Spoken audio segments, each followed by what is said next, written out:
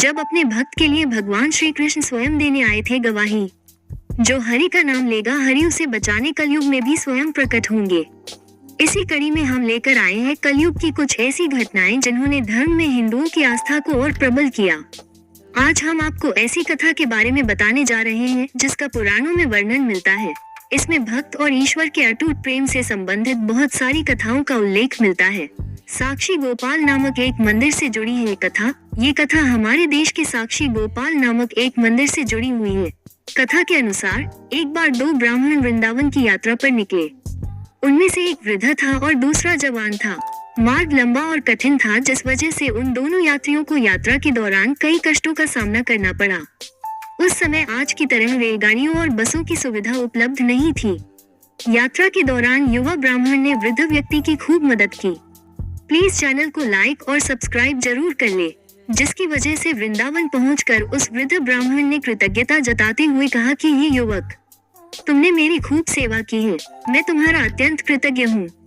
इस सेवा के बदले मैं तुम्हें पुरस्कार देना चाहता हूँ। पर उस युवा ब्राह्मण ने पुरस्कार लेने से मना कर दिया, जिसके बाद वृद्ध व्यक्ति हठ करने लगा।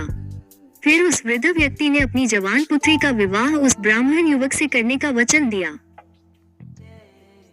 ब्राह्मण युवक ने वृद्ध व्यक्ति को समझाया कि ऐसा नहीं हो सकता क्योंकि आप बहुत अमीर हो और मैं तो बहुत गरीब ब्राह्मण हूँ। फिर भी वृद्ध व्यक्ति अपनी हठ पर अड़ा रहा और फिर कुछ दिन तक वृंदावन में रहने के बाद दोनों घर लौट आए। वृद्ध व्यक्ति ने अपनी बेटी का विवाह ब्राह्मण युवक से तय कर दिया। वृद्ध व्यक्ति ने सारी बातें घर पर आकर बताई कि उसने अपनी बेटी का विवाह एक ब्राह्मण से तय कर दिया है, पर पत्नी को ये सब मंजूर नहीं था। उस वृद्ध पुरुष की पत्नी ने कहा कि अगर आप मेरी पुत्री का विवाह उस युवक से करेंगे तो मैं आत्महत्या कर लूंगी। कुछ समय व्यतीत होने के बाद ब्राह्मण युवक को चिंता होने लगी कि वृद्ध अपने वचन को पूरा करेगा या नहीं। फिर ब्राह्मण युवक से रहा न गया और उसने वृद्ध ब्राह्मण के पास जाकर उसको अपना वचन याद करवाया। वो वृद्ध पुरुष मौन रहा और उसे डर था कि वो अपनी बेटी का विवाह इससे करवाता है तो उसकी पत्नी अपनी जान दे देगी। वृद्ध पुरुष ने कोई उत्तर नहीं दिया। तब ब्राह्मण युवक ने उसका दिया हुआ वचन याद करवाने लगा। तभी वृद्ध ब्राह्मण के बेटे ने उस ब्राह्मण युवक को ये कहकर घर से निकल दिया कि तुम झूठ बोल रहे हो, तुम मेरे पिता को लूटने के लिए आए हो। फिर ब्राह्मण युवक ने कहा कि ये सारे वचन तुम्हारे पिताजी ने शिवलिंग के सामने दिए थे।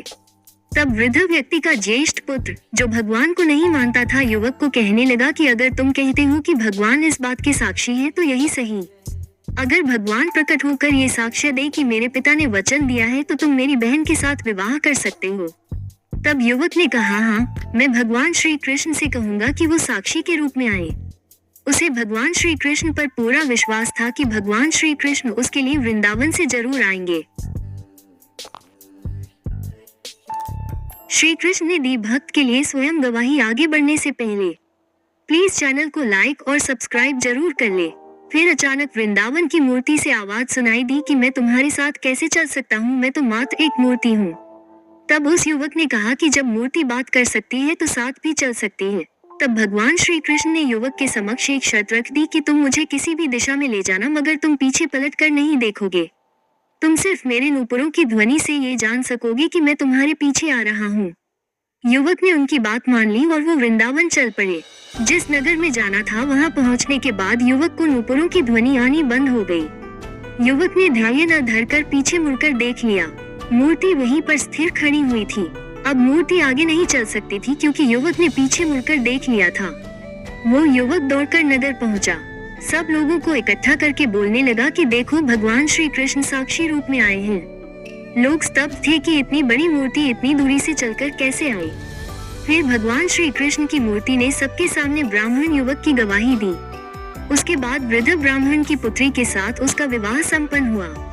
विवाह के बाद उस युवक ब्राह्मण ने श्री वृद्ध के सम्मान में उस स्थल पर एक मंदिर बनवा दिया और आज भी लोग इस मंदिर में साक्षात श्री गोपाल की पूजा करते हैं। ये कहानी अच्छी लगी तो प्लीज चैनल को लाइक और सब्सक्राइब और शेयर जरूर कर ले। जय श्री राम जरूर लिखिए।